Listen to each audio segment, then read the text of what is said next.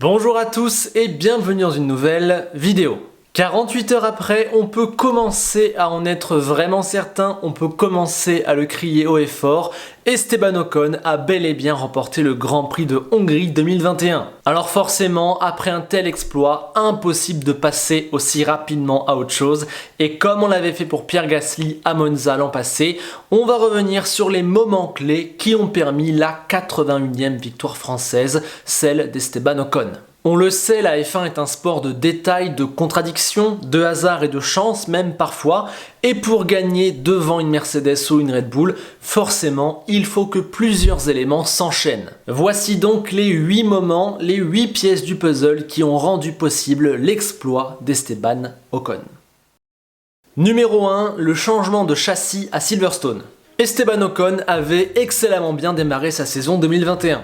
Hormis à Bahreïn, où des drapeaux jaunes en qualif avaient compromis son week-end, le reste était très bon avec 4 courses consécutives dans les points entre Imola et Monaco. Il dominait Alonso, il passait en Q3, il était même parti 5ème à Barcelone, il était la valeur étalon d'Alpine, bref c'était clairement génial. Oui, mais après il y a eu un abandon mécanique dès le premier tour à Bakou et après ça tout s'est stoppé. Au Castellet et sur les 2 courses en Autriche, Esteban a totalement disparu. Quand Alonso lui revenait aux affaires de fort belle manière, Esteban sombrait. Aucun point, aucune Q3, aucun duel remporté face à son coéquipier et il y avait même eu 2 17e places en qualif en Autriche comme il l'a rappelé lui-même. Cette soudaine disparition était inquiétante et incompréhensible, mais Esteban sentait que quelque chose n'allait pas sur la voiture. Il a alors demandé à changer de châssis à Silverstone, ce qui a été fait, et depuis, la marche en avant a été réenclenchée. Il avait raison, il y avait bien un petit problème qu'ils ont détecté.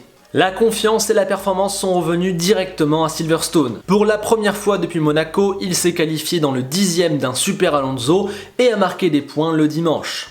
Un sacré ouf de soulagement pour lui, mais aussi une condition absolument primordiale à sa victoire en Hongrie. Sans le nouveau châssis, il n'aurait eu ni la voiture, ni la confiance, ni la performance pour aller gagner. Donc un immense bravo à Esteban d'avoir détecté ce problème rien qu'au ressenti dans la voiture.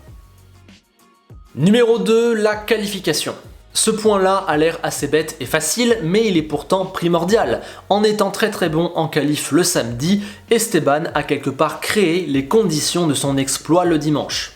Pour la première fois en 5 courses, il a retrouvé la Q3 et battu Alonso. De même pas un 10e certes, mais cela lui permet d'avoir une position au départ très précise, une position qui s'est avérée la bonne combinaison gagnante. C'est bête mais s'il était parti juste derrière Alonso et non pas juste devant, eh bien sa position au premier virage n'était pas la même et il ne serait jamais ressorti 2e du premier virage. Il fallait absolument cette 8e place à Esteban pour espérer pouvoir gagner et il l'a obtenu le samedi en qualif pour 62 millième devant Alonso. Sans ça, sûrement pas de victoire.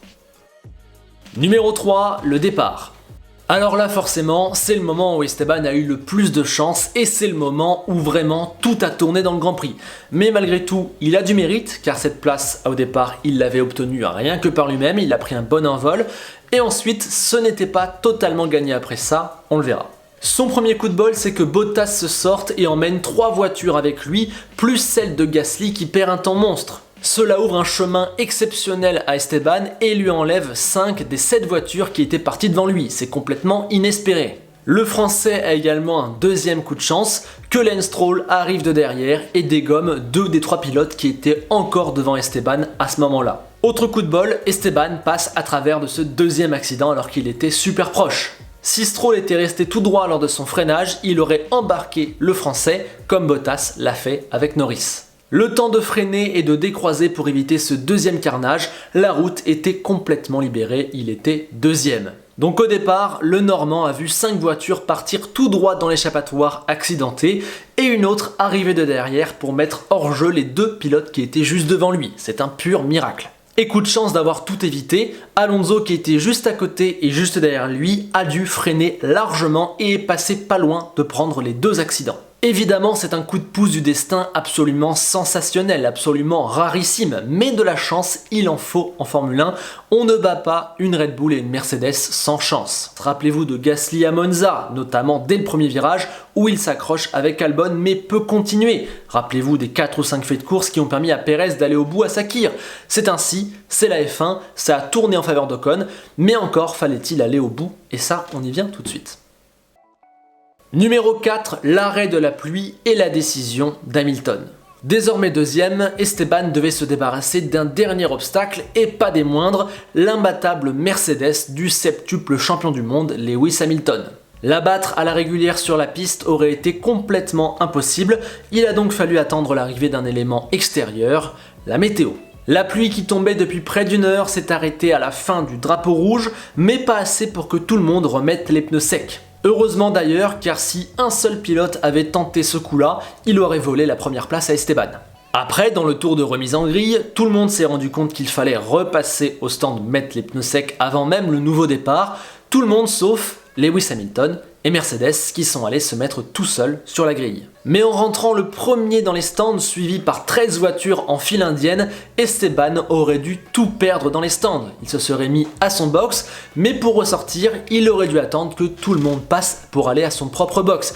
Il aurait sûrement perdu 4, 5, 6, voire plus de positions.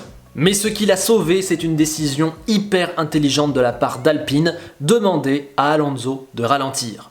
L'Espagnol est au bout de l'image en 6ème position dans les stands, derrière Ocon, Vettel, Sainz, Tsunoda et Latifi. Sauf que pour éviter de bouchonner derrière son coéquipier pendant que celui-ci fait son propre arrêt au stand, il a pris de la marge. En faisant ça, il a créé un espace dans la file de voitures, un espace dans lequel Ocon a pu s'engouffrer après son arrêt, et ce qui a permis à Ocon de ne perdre pas la moindre seconde ni position.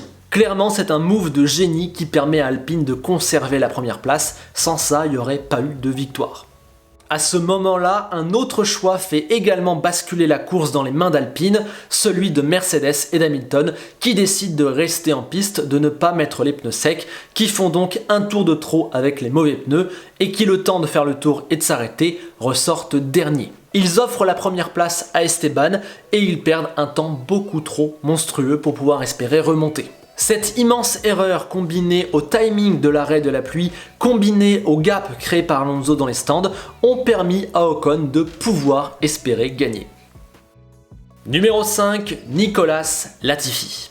Qualifié seulement 18ème sur sa pauvre Williams, Nicolas Latifi ne devait absolument pas jouer un rôle dans la victoire du jour. Sauf qu'au premier virage, 7 voitures sont accidentées et d'autres sont gênées, Russell, Gasly, Alonso et les 2 Alpha notamment. Latifi lui a freiné tôt et a pu décroiser pour éviter le bazar monstre, il ressort 5ème du carnage, 13 positions de gagné, c'est absolument énorme. Jusque-là, c'est tout bonnement incroyable, mais rien à voir avec Ocon. Le mouvement décisif, il arrive dans les stands lors de la relance. Tandis que Nicolas va s'arrêter tout au bout de la pit lane, au dernier box, et n'a donc personne qui passe à côté de son stand, Sainz et Tsunoda, qui étaient juste devant lui à la base, perdent du temps en devant laisser repasser Ocon et Vettel qui ont fini leurs arrêts. Le japonais et l'espagnol perdent une petite seconde dans l'affaire, suffisant pour que le canadien passe juste devant eux à la sortie des stands en 3ème position. Et cela n'a l'air de rien, mais c'est absolument décisif pour Ocon. En passant 3ème, en gagnant ces 2 petites positions, Latifi a créé un immense bouchon lors du premier relais avec sa Williams beaucoup plus lente, bouchon dans lequel a été pris Carlos Sainz. L'Espagnol termine à peine une dizaine de secondes derrière Ocon à la fin de la course, or il a perdu 20 secondes derrière Latifi sur le premier relais. Autant dire que si Sainz ressortait devant Latifi des stands, je pense qu'il gagnait la course. Donc au final, merci au stand, merci à Latifi d'être passé devant et d'avoir fait bouchon. Sans ça, je pense vraiment qu'Ocon ne gagne pas.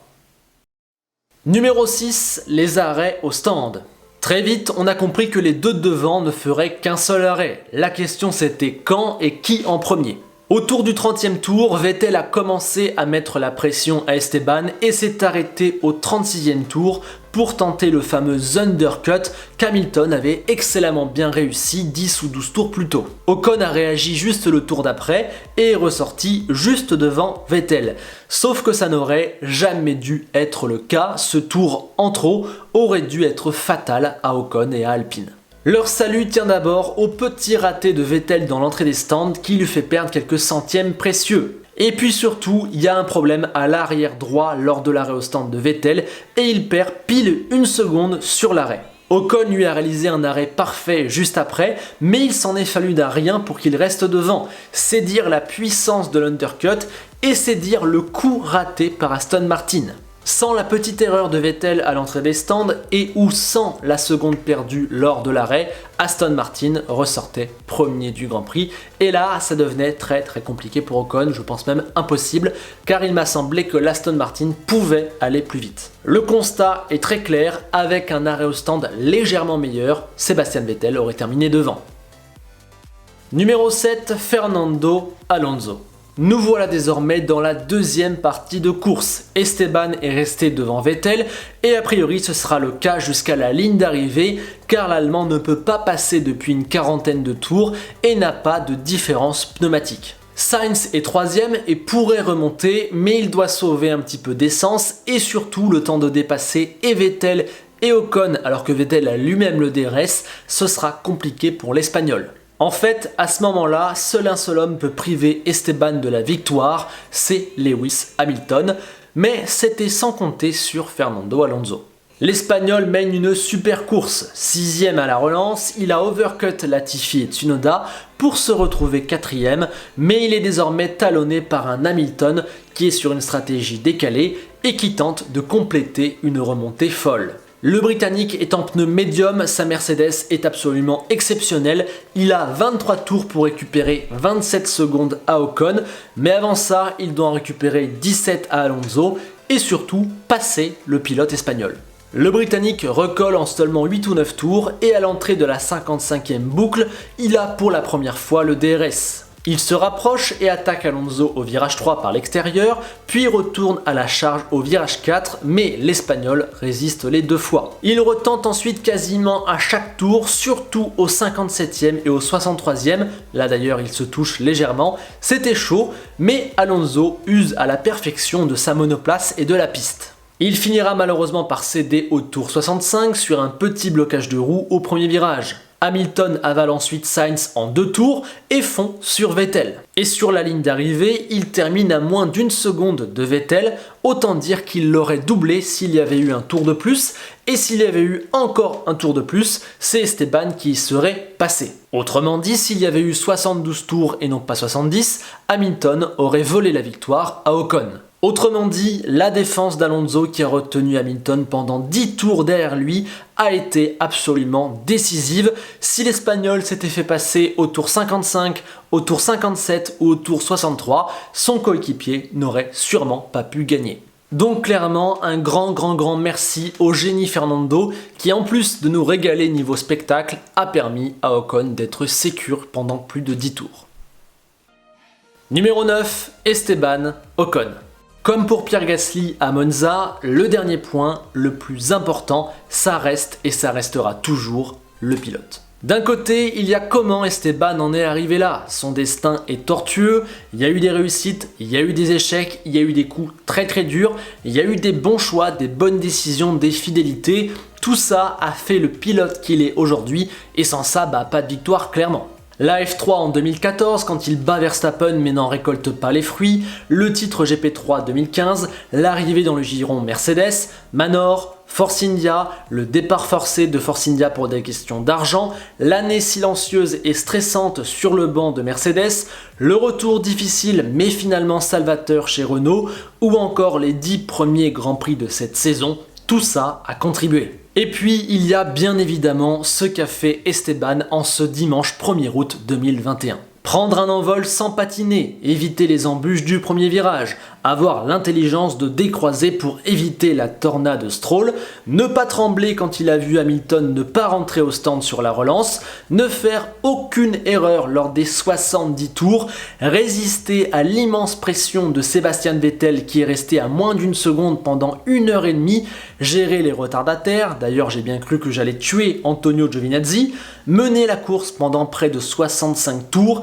s'adapter à une situation inédite et rare, avoir l'attitude parfaite, c'est tout simplement énorme. S'il ne fallait qu'un seul moment pour symboliser tout ça, je prendrais le 4e tour où il prend la première place à Hamilton et où son ingénieur lui dit à la radio « Tu es leader du Grand Prix » et Esteban répond « Ok ».